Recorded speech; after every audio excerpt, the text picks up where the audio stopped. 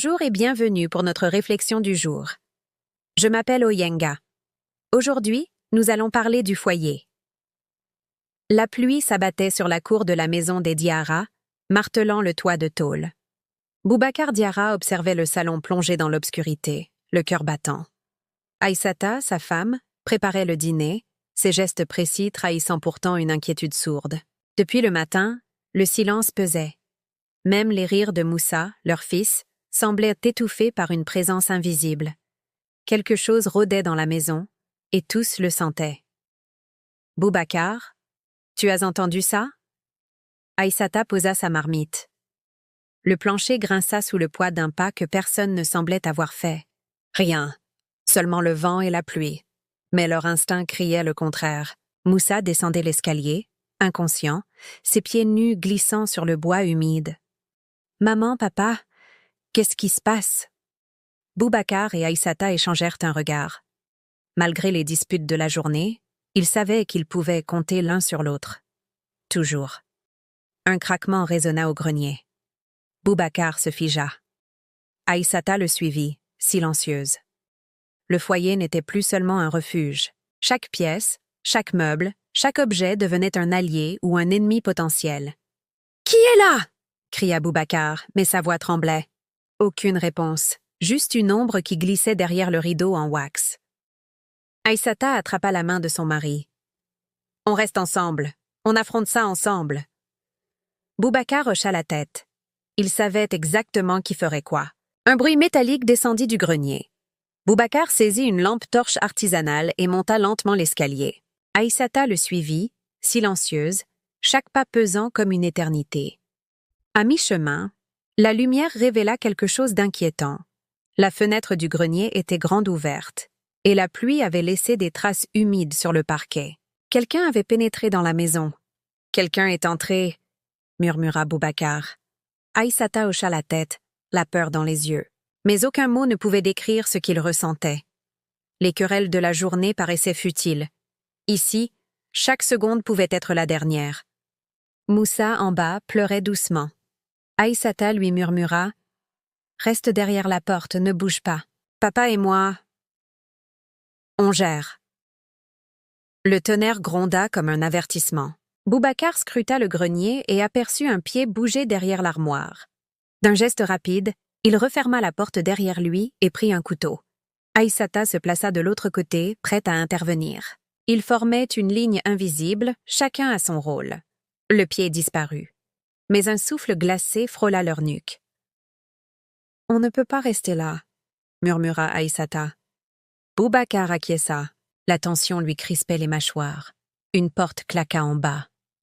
Moussa sursauta, paralysé par la peur. Mais il savait que ses parents étaient là pour le protéger. Boubacar descendit lentement, chaque pas amplifié par le silence. Aïssata resta derrière lui, ses yeux fixés sur les ombres mouvantes. Le vent soufflait à travers les volets cassés. Une silhouette surgit de l'ombre. Boubacar pointa son couteau. C'était un voisin, mais son regard était étrange, hostile, imprévisible. Aïssata sentit son cœur s'arrêter. Le foyer était devenu un champ de bataille silencieux. Chacun jouait son rôle. Protéger, anticiper, observer. Le voisin recula légèrement, mais ses yeux brillaient d'intentions inconnues. La pluie battait les vitres, le tonnerre grondait, et le sol semblait vouloir s'effondrer sous eux. Boubacar murmura « On ne lâche rien, on se couvre. » Aïssata hocha la tête.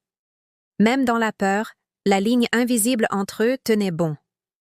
Soudain, un craquement retentit derrière le canapé. Quelqu'un ou quelque chose se déplaçait. Le souffle court, Boubacar avança, Aïssata le suivant. La silhouette du grenier bougea. Une main apparut.